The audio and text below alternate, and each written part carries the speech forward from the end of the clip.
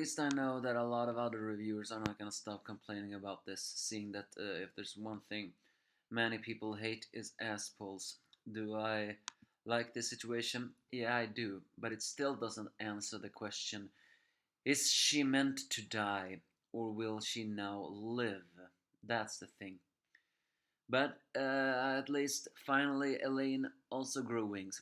Although it is a bit strange that she already grew butterfly wings when her brothers still had small. But then again, King has always been, the cosmic plaything, so I think it should only make sense.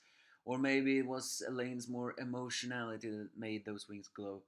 Or it could very well be just phantom wings. I mean, they did look different than other wings. Who knows? Either way, Marashkaila seeing that this is, yes, Nanatsu no Taizai chapter 229, and I am the angry enemy fan.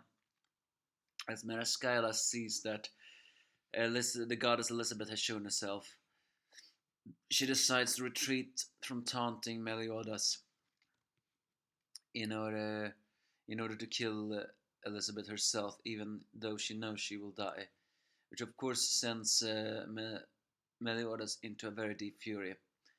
As Elizabeth cures her allies of the wounds, uh, many ask, which Elizabeth are you now? But this Elizabeth says that she is both the Elizabeth of the Goddess clan and the Princess of Leona's kingdom. So what does that mean? Well, I don't really know. Maybe it means that she is she is not one of she's not one. She is both. She was Elizabeth of Leonis, and she is the goddess power. So she goes towards Merlin, and surprisingly, Merlin shows a very awkward sight in front of the eyes of the personality of the goddess Elizabeth. As the goddess Elizabeth just suddenly says that you have become a fully grown woman. Uh, Revealing once again that Merlin have been around from ever since the Holy War, because apparently she knew Meliodas and Elizabeth when she was a little girl, because one of the first words she always told Elizabeth's were "big sis." Uh, so, so yeah, it's kind of funny that the goddess, I mean, Elizabeth, well, she is the goddess Elizabeth, but it's pretty funny that the goddess Elizabeth is the one who tells her to the would you tell me call myself that when you were 12 or 30. It is confirmed that Merlin's managed to stop her aging as the age of 30. Of course, everyone wants to hear that, but well, as I said before, Merlin has shown many different personalities this entire arc, so maybe this is her adorable side. As Marashkaila in her nude self shows herself, she looks at Elizabeth with contempt, saying that she was the one, I mean the goddess Elizabeth was the one who manipulated him, stole his heart, and made him betray us. I mean, in a way, that is true, although it's not yet confirmed how. I mean, it's confirmed that Goddess Elizabeth can purify evil with her let there be light. Is it possible that she purified Meliodas' evil too? Or maybe it was just pure and simple kindness? Who knows? But all we know is Meliodas fell deeply in love with the goddess Elizabeth, and she with him. They could never ever be apart, and they were punished for just that, because they never wanted to be apart. So yeah, what is the question? Because it's also worth noting that many of them blame the goddess Elizabeth for the reasons why the demon clan failure. As she looks at everyone else, and of course does not acknowledge Hawk, she surprisingly transforms into a very big, hideous snake form. I'm saying surprisingly because, well, once again, it's not confirmed what this is. If it weren't for the fact that I know that Marashkala do not have a power level over 50,000, I would have considered this to be an Indra form. But it's not an Indra form because she neither has 6 hearts nor the fact that she has a power level of over 5,000. And more importantly, she has a reason when she is in the snake form. So, what is this snake form? Who knows? Maybe this snake form is her true form, not like an Indra form, but her true form. I mean, she does explain that she doesn't consider this form to be charming, so she never enters it. So maybe, yes, maybe this is her true form, and she is only taking on a little bit more flesh side to hide that. Of course, Ban taunts her as Mereshkala decides to take care of Ban first, mostly because, well, it's thanks to Ban that she is the way she is right now, revealing that she has not recovered her hearts when they were destroyed. Is that meant to implying that mm, that the demon clans' different hearts do not regenerate when they are destroyed? I mean, Meliodas did because, well, he has an immortal curse. Is it possible, though, that the others do not? I mean, Derere and Munspieto sacrificed their hearts to form a contract until Goddess Elizabeth purified them. So, is that meant to imply that they also do not have their many hearts? And another reason why people do not enter Indra because they know they cannot enter it again? Who knows? But Meraskala blames Ban for, of course, crushing her hearts and then messing up her jaw. Apparently, that is the reason why she has, ever since she returned, shown her slithering mouth. Because Bun, when he broke her neck, apparently messed up her jaw, so now she cannot bite properly. And that is probably the reason why we always see her in her slithering mouth now. He messed it up.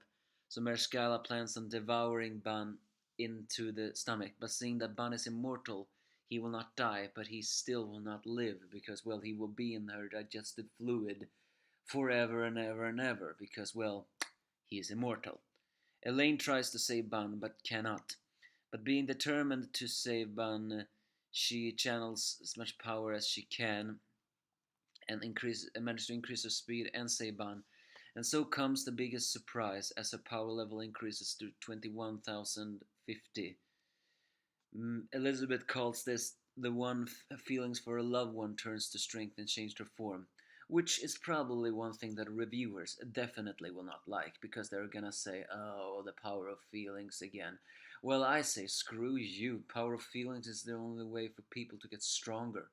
It's but it is pretty strange, though, that her wings managed to bloom away much quicker than, well, King's did. As we see her hair has grown longer.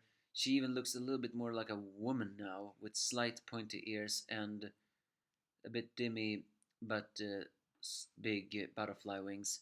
So, well, King just needs to channel his love for his girlfriend Diana, and his wings will also grow that. And I'm saying that without sarcasm in my voice. Then suddenly, the big cocoon is being destroyed. As Marascala in her horror realizes Meliodas has broken it. She is in horror because apparently, according to her, mind you, no one can break that cocoon. The only one who can is Selderis when he is using the Demon King powers. Meaning that Selderis does have a power that is not the Demon King power. Although God was a magic that was said to cancel out other magic, so maybe that's why he can break through it. But Meliodas broke through it with pure power.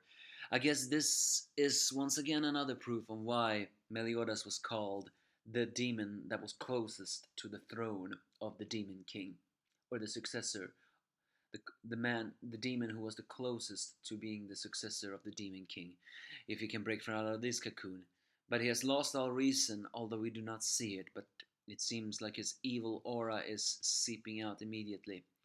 So Escanor jumps up, calls his divine axe, and decides to face the captain. Merlin, of course, warns Escanor that even if Escanor is powerful, where Meliodas is now is beyond even his power. But Escanor, the pride, says he is babysitting his speciality. So this may have a strange effect. So in the end, it's going to be the strongest versus the strongest again. The only question is now, who will prevail? Is this gonna be the first and ever time we're gonna see Escanor win? I mean, lose? Are we, or Escanor gonna be killed because, well, he is too overpowered? Or will it be in the end be true that Escanor really is the strongest of the sin? You know, I really hope Escanor is the strongest of the sin because it's gonna be so sweet poetic irony that everyone looks down on humans and yet it is a human that is the strongest of them all. I find that so poetic justice. Then again, there's also one thing that is questioning me though, and that is if Meliodas was telling the truth when he said that Escanor is stronger than him. Note, I consider Meliodas a liar, but at the same time, there are different type of liars. There are those that lie in order because they don't want people to know the shocking truths about the side effects, you could say. And there are those that lie because they always want, they never are truth sayers. Meliodas is more like the latter, the one who lies because they don't want to know the truth. So I'm just saying, is Escanor stronger than me? That is up to debate, especially now that Meliodas has lost all reasoning and is entering his berserk demon form. Because now the ultimate pride will clash with the ultimate wrath. What will happen? No idea. All in all, just some emotional chapters, but I like that. Next chapter is called The Chosen Warriors. Is that meant to imply on how the seven deadly sins were chosen? Who knows? But now they just need to kill Mereshkaila.